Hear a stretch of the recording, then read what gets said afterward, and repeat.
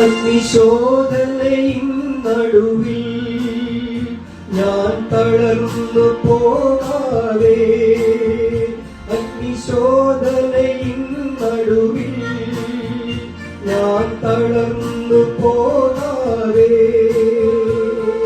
സാന്ത്വനമാം തിരുമൊഴികൾ എന്റെ ഉള്ളത്തെ തണുപ്പിക്കയാൽ, സാന്ത്വനമാം തിരുമൊഴികൾ എന്റെ ഉള്ളത്തെ തണുപ്പിക്കയാൽ.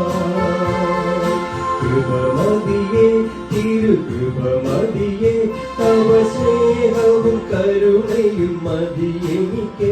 തിരുകരങ്ങളിൽ ഞാൻ ദിനം ചാരിടുവേ, തിരുമാർവിടം എനിക്കു മറവിടമാ, തിരുമാർവിടം എനിക്കു മറവിടമാ. ദൈവനാമത്തിന് മഹത്വമുണ്ടാകട്ടെ. ഇന്നത്തെ പ്രഭാത ധ്യാനത്തിനായി 48-ാം സങ്കീർത്തനം 11-ാം വാക്യം. നിന്റെ ന്യായവിധികൾ നിമിത്തം സിയോൻ പർവ്വതം സന്തോഷിക്കുകയും യഹൂദാ പുത്രിമാർ ആനന്ദിക്കുകയും ചെയ്യുന്നു. ദൈവത്തിൻ്റെ ന്യായവിധി വിശ്വാസികൾക്ക് സന്തോഷത്തിന് കാരണമാണ്.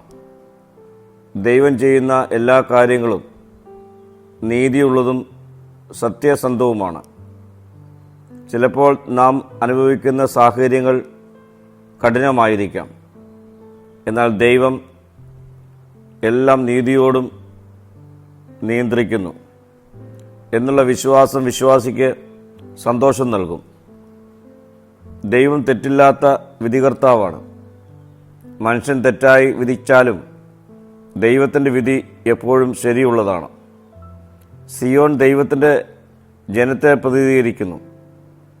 ആത്മീയമായി നോക്കുമ്പോൾ സഭയും വിശ്വാസിയും ദൈവത്തിൻ്റെ സിയോനാകുന്നു. ദൈവത്തിൻ്റെ നീതി പ്രവർത്തിക്കുന്നത് കാണുമ്പോൾ സഭ സന്തോഷിക്കണം. കാരണം ദൈവം തൻ്റെ ജനത്തെ സംരക്ഷിക്കുകയും ശത്രുക്കളെ നീതിയോടെ വിധിക്കുകയും ചെയ്യുന്നു. ദൈവത്തിൻ്റെ നീതി വിശ്വാസികളുടെ വിശ്വാസം ശക്തമാക്കുന്നു. ദൈവം നമ്മുടെ ജീവിതം കാണുന്നവനാണ്. അനീതിയെ അവൻ പ്രോത്സാഹിപ്പിക്കുന്നവനല്ല. അവൻ്റെ സമയത്ത് അവൻ നീതിയെ സ്ഥാപിക്കും. അതുകൊണ്ട് നമ്മുടെ സന്തോഷം സാഹചര്യങ്ങളിലല്ല, ദൈവത്തിൻ്റെ സ്വഭാവത്തിലായിരിക്കണം. പ്രിയമുള്ളവരെ, ജീവിതത്തിലെ പരീക്ഷകളിൽ പോലും ദൈവത്തിൻ്റെ നീതിയിൽ വിശ്വസിക്കുക. ദൈവപ്രവൃത്തികൾ കാണുമ്പോൾ നന്ദിയും സന്തോഷവും പ്രകടിപ്പിക്കുക. ദൈവത്തിൻ്റെ നീതി ലോകത്തിന് പകരുന്നവരായി ഈ നാളുകൾ നമുക്ക് രൂപപ്പെടാം. പ്രാർത്ഥിക്കാം. കർത്താവേ, നിൻ്റെ ന്യായവിധികൾ വിശ്വാസിക്ക് സന്തോഷത്തിൻ്റെയും പ്രത്യാശയുടെയും ഉറവിടമാക്കി തീർക്കണമേ. മഹത്വം നീ എടുക്കണം. യേശുവിൻ്റെ നാമത്തിൽ തന്നെ. ആമീൻ.